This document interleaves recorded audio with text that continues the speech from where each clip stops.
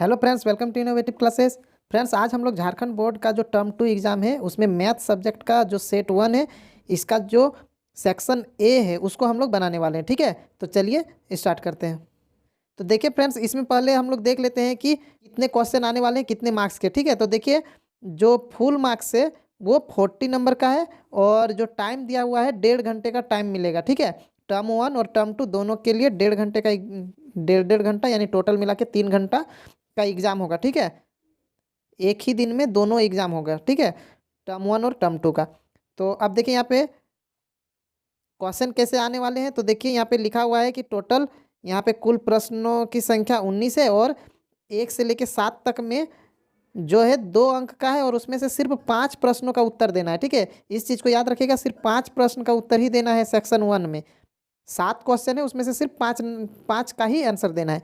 ठीक है, उसी तरह जो सेक्शन बी है उसमें भी जो है 14 नंबर तक का क्वेश्चन में उसमें भी सिर्फ 5 क्वेश्चन का ही आंसर देना है, जो 3 अंक वाले होंगे। ठीक है, और उसके बाद जो सेक्शन सी में आने वाले हैं 15 से 19 नंबर तक, उसमें से किन्हीं 3 प्रश्नों के ही उत्तर हम लोग को देना है।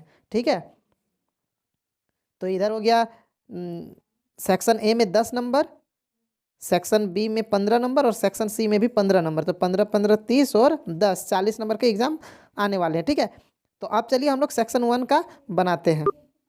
तो देखिए फ्रेंड्स, सेक्शन 1 का पहला नंबर का क्वेश्चन है, बिंदुओं -5 7 और -1 और 3 के बीच की दूरी ज्ञात कीजिए।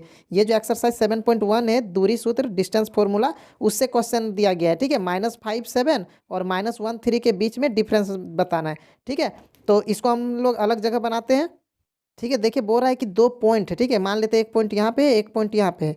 ये है -5 7 और यहाँ है -1 और 3।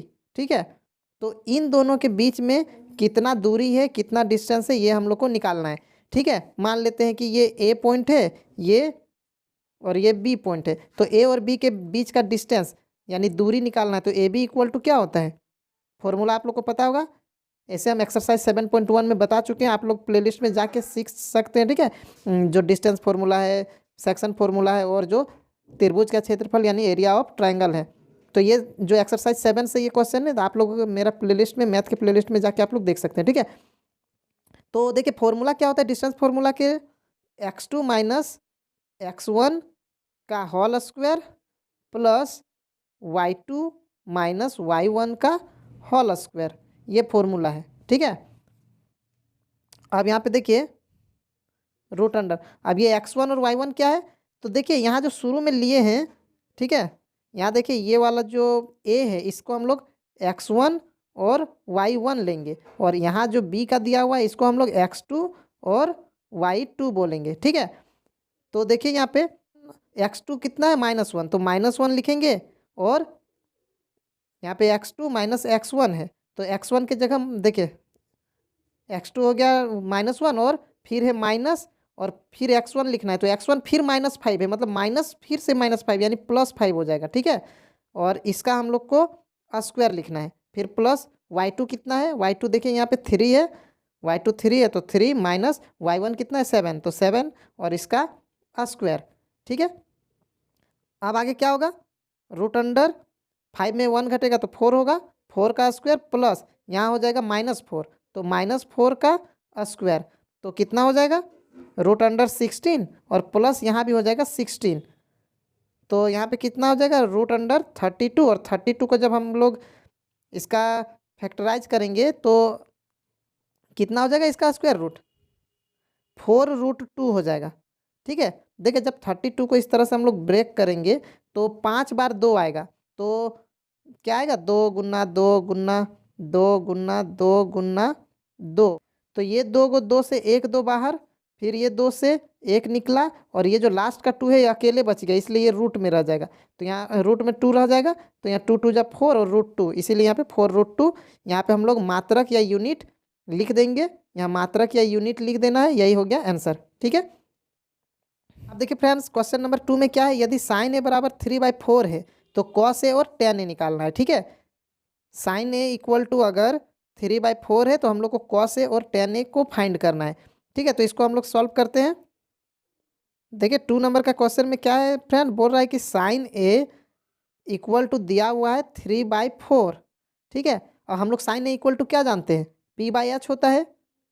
साइन ए इक्वल टू हम लोग जानते हैं P/H, तो P हो गया 3 और H हो गया 4, ठीक है। तो हम लोग को क्या निकालना है, कॉस ए, कॉस ए निकालना है और टेन ए निकालना है, कॉस ए और टेन ए। तो कॉस ए इक्वल टू क्या होता है, B/H। तो हम लोग को तो B तो पता नहीं है, तो पहले B फाइंड करना होगा, ठीक है। तो सबसे पहले हम लोग B फाइंड करेंगे। तो B के लिए क्या फॉर्मूला होता है, B equal to √H² minus P²। ये हम 8 चैप्टर में आप लोग को बता चुके हैं, ठीक है। तो अब आगे यहाँ पे क्या होगा, H कितना है, 4 है, 4 का स्क्वायर माइनस P कितना है, 3 ऊपर में है ना। देखिए ये P हो गया, ये H हो गया, तो P हो गया 3 और H हो गया 4। तो यहाँ पे 4 का स्क्वायर होगा 16 माइनस 3 का स्क्वायर 9। तो 16 में 9 घटेगा तो रूट में 7, 7 का स्क्वायर रूट नहीं होता है, ये हो गया। अब हम लोग को क्या फाइंड करना है, कॉस ए और टेन ए, ठीक है। तो कॉस ए इक्वल टू क्या होता है फॉर्मूला, इस साइड बना देते हैं। देखिए cos cos A equal to होता है B/H, ठीक है। और B कितना है, B हम लोग को पता है, अभी हम लोग निकालें √7 और बाय में H कितना है 4, तो यही हो गया कॉस ए, ठीक है। और टेन ए निकालना है, तो टेन इक्वल टू क्या होता है, ये सारा फॉर्मूला हम बता चुके हैं, ten A equal to P/B, ठीक है। तो P कितना है 3 है और B अभी हम लोग निकाले √7, तो √7, ठीक है। ये हो गया आंसर, ठीक है, हो गया। अब थर्ड नंबर का क्वेश्चन देखिए फ्रेंड्स, इसमें क्या बोल रहा है कि यहाँ पे वैल्यू निकालना है, ठीक है। 2tan² 45 degree plus cos² 30 degree minus sin² 60 degree, इसका हम लोग को वैल्यू निकालना है, ठीक है। तो इसको फाइंड करते हैं, कैसे निकालते हैं।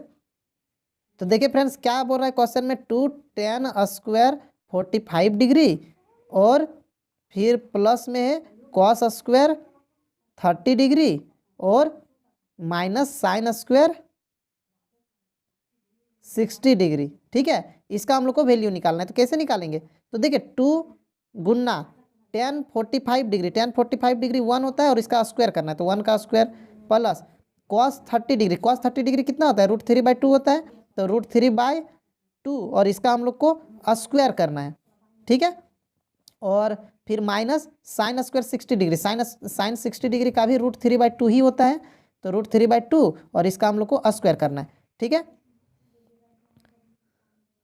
अब देखिए 2 × 1 हो गया और प्लस में √3 का स्क्वायर 3 और बाय में 2 का स्क्वायर 4, इसी तरह माइनस √3 का स्क्वायर 3 बाय में 4। यहाँ देखिए ये प्लस में √3/4 है, ये माइनस में √3/4 है, तो ये प्लस माइनस ऐसे ही कट जाएगा, यहाँ 2 1 जा 2, आंसर हो गया, ठीक है, 2 हो गया आंसर, ठीक है। ठीक है, अब क्वेश्चन नंबर 4 का देखिए फ्रेंड्स, इसमें बोल रहा है कि सिद्ध करे prove that cos 38 degree into cos 52 degree minus sin 38 degree into sin 52 degree equal to 0 आएगा। ये हम लोग को सॉल्व करना है, ठीक है। तो चलिए इसको सॉल्व करते हैं, ठीक है फ्रेंड्स। देखिए LHS में हम लोग ले लेते हैं, इसको हम लोग को 0 ला के दिखाना है, ठीक है। तो अब यहाँ देखिए cos 38 डिग्री है और cos 52 डिग्री, ये सब का वैल्यू तो हम लोग को पता नहीं है। 38 डिग्री का क्या होता है, हम लोग बस 0, 30, 45, 60 और 90 डिग्री का ही पढ़े हुए हैं, तो ये अलग तरीके से बनेगा। ये जो एक्सरसाइज 8.3 है उससे ये क्वेश्चन है, ठीक है।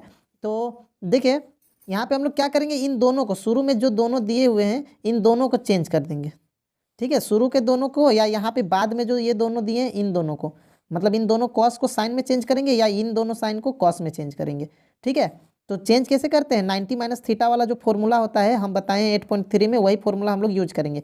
कॉस थीटा इक्वल टू क्या होता है, साइन 90 - थीटा, तो यहाँ पे हम लोग 90 - 38 लिखेंगे और यहाँ पे cos 52 जो है इसको भी हम लोग साइन में चेंज करेंगे, तो ये भी क्या हो जाएगा, साइन 90 - थीटा, मतलब 90 यहाँ पे थीटा की जगह 52, ठीक है।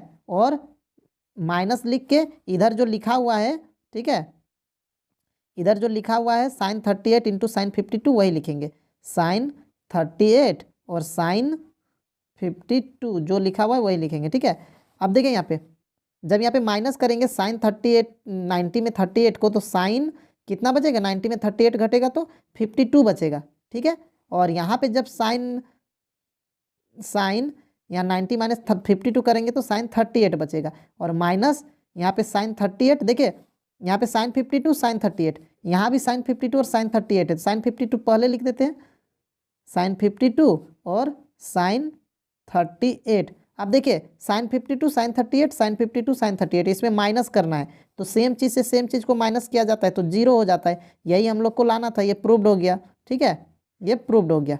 ठीक है, क्वेश्चन नंबर 5 में दिया हुआ है फ्रेंड्स 7 सेंटीमीटर त्रिज्या तथा 5 सेंटीमीटर ऊंचाई वाले लंबवृत्तीय बेलन का आयतन ज्ञात करना है। ठीक है, वॉल्यूम ज्ञात करना है किसका, एक सिलेंडर का वॉल्यूम ज्ञात करना है हम लोग को, सिलेंडर का, सर्कुलर सिलेंडर है जिसका रेडियस 7 है और हाइट 5 सेंटीमीटर है। तो इसका वॉल्यूम, तो ये तो बहुत ईजी क्वेश्चन है, बस वॉल्यूम का फॉर्मूला लगाना है और हम लोग को लिख देना है। ठीक है, तो इसको अलग जगह बताते हैं। ठीक है, देखिए इस तरह से एक सिलेंडर है और क्या बोल रहा है, इसका रेडियस यानी कि त्रिज्या आर कितना दिया हुआ है, आर दिया हुआ है 7 सेंटीमीटर और इसका एच जो है हाइट ऊंचाई दिया हुआ है 5 सेंटीमीटर। ठीक है, तो इसका वॉल्यूम यानी आयतन निकालना है, बेलन का आयतन, आयतन यानी वॉल्यूम, वॉल्यूम इक्वल टू क्या होता है, हम यहाँ बड़ा में नहीं लिख रहे हैं, आप लोग बड़ा से लिख सकते हैं, बेलन का आयतन बराबर, ठीक है, volume of cylinder equal to क्या होता है formula, pi r square h. ठीक है, अब यहाँ पे बस वैल्यू हम लोग को पुट करना है। पाई का होता है 22/7 इंटू आर 7 है तो 7 का स्क्वायर है ना, इसीलिए 2 बार 7 लिखेंगे और गुन्ना एच कितना है 5। अब यहाँ 7 से 7 कट हो गया। अब यहाँ पे हम लोग को सबको मल्टीप्लाई कर देना है। ठीक है, 22 7 और 5 को मल्टीप्लाई करेंगे तो कितना हो जाएगा, 22 × 110 और 110 को जब 7 से मल्टीप्लाई करेंगे तो 770 सेंटीमीटर क्यूब। ठीक है, वॉल्यूम है, आयतन है, इसलिए पावर में 3 लिखेंगे, आंसर हो गया। ठीक है, ठीक है फ्रेंड्स, अब 6 नंबर का क्वेश्चन में देखिए क्या बोल रहा है कि माध्य, माध्यिका और बहुलक यानी कि इसके बीच में संबंध बताना है, मीन, मीडियन और मॉड, इन तीनों के बीच में रिलेशन दिखाना है, रिलेशन बताना है। तो देखिए एक फॉर्मूला होता है तीनों में, ठीक है, वो हम बताते हैं क्या होता है। तो देखिए क्या होता है, 3 माध्यक, ठीक है, 3 माध्यक बराबर होता है बहुलक, बहुलक और प्लस 2 माध्य। ठीक है, 2 माध्य, 3 माध्यक बराबर बहुलक जोड़ 2 माध्य, यही इन तीनों के बीच का संबंध है। इंग्लिश में क्या लिखेंगे, 3 मीडियन इक्वल टू मॉड और प्लस 2 मीन। ठीक है, यही हम लोग को लिखना है। ठीक है, नेक्स्ट क्वेश्चन देखते हैं अब 7 नंबर का क्वेश्चन है, एक पासे को एक बार फेंका जाता है, निम्नलिखित को प्राप्त करने की प्रायिकता ज्ञात करनी है। ठीक है, प्रायिकता ज्ञात करनी है। ठीक है, किस चीज़ का प्रोबेबिलिटी निकालना है। तो देखिए क्या क्या चीज़ का प्रोबेबिलिटी निकालना है, एक विषम संख्या का और एक सम संख्या का। ठीक है, मतलब जब एक डाई को फेंका जाता है तो उसका प्रोबेबिलिटी निकालना है किसका, ऑड नंबर का और इवन नंबर का। ठीक है, तो इसको दूसरा जगह बताते हैं हम। ठीक है, तो पासे को जब फेंका जाता है, ठीक है, तो पासा में क्या क्या नंबर रहता है, 1 2 3 4 5 और 6। ठीक है, इतने नंबर तक रहते हैं पासे में, डाइस में। तो यहाँ पे एक बार हम लोग को इवन नंबर यानी सम संख्या के लिए बोल रहा है, एक बार इवन यानी कि सम संख्या जो होता है उसके लिए बताना एक बार, और एक बार ऑड नंबर के लिए प्रायिकता बताना है यानी कि विषम संख्या के लिए। तो देखिए प्रायिकता निकालने का हम बहुत पहले ही वीडियो बता चुके हैं कि कैसे हम लोग प्रायिकता निकालते हैं, प्रोबेबिलिटी कैसे निकालते हैं। ठीक है, तो देखिए पहले इवन नंबर, तो इवन नंबर टोटल कितने हैं यहाँ पे बताइए। इवन नंबर किसको कहा जाता है, सम संख्या जो 2 से डिवाइड हो। तो 2 से डिवाइड होने वाला कौन कौन सा है, एक 2 है, एक 4 है, एक 6 है, ये तीनों 2 से भाग लगने वाले हैं। ठीक है, तो 2 से जो भाग लगने वाले हैं वो कितने हैं, 3 है ना, तो वही उसी को लिखेंगे, सम संख्या के को है 3 बट्टा में टोटल नंबर कितना है। तो देखिए यहाँ 1 2 3 4 5 6 वो है तो 6 यहाँ पे कट कर सकते हैं, 3 1 3 3 2 6, तो 1/2 ये इवन यानी सम संख्या का हो गया। ठीक है, क्वेश्चन में शायद विषम संख्या पहले लिखा हुआ है तो विषम संख्या पहले लिखेंगे। और ऑड नंबर देखिए जो 2 से डिवाइड ना हो, तो देखिए जो बाकी छूट गया है ये 1 3 और 5, ये जो तीनों हैं ये 2 से डिवाइड नहीं होंगे, 2 से भाग नहीं लगेंगे, तो ये तीनों विषम संख्या यानी विषम संख्या भी 3 ही गो है, तो 3 ऊपर लिखेंगे बाय टोटल नंबर कितना है 6, इसको भी काटेंगे तो 1/2 यानी ये भी 1/2 यानी सम और विषम दोनों 1/2 ही निकलेंगे। ठीक है, समझ में आ गया। ये जो मॉडल पेपर टर्म 2 का मॉडल पेपर है इसका सेक्शन ए हो गया। अब नेक्स्ट वीडियो में हम लोग सेक्शन बी वाला सॉल्व करेंगे। ठीक है, तो ठीक है फ्रेंड्स, वीडियो अगर अच्छा लगा तो लाइक कर दे, और अगर आप इस चैनल पर नए हैं तो प्लीज़ सब्सक्राइब कर दे और अपने दोस्तों को भी शेयर कर दे। Thank you.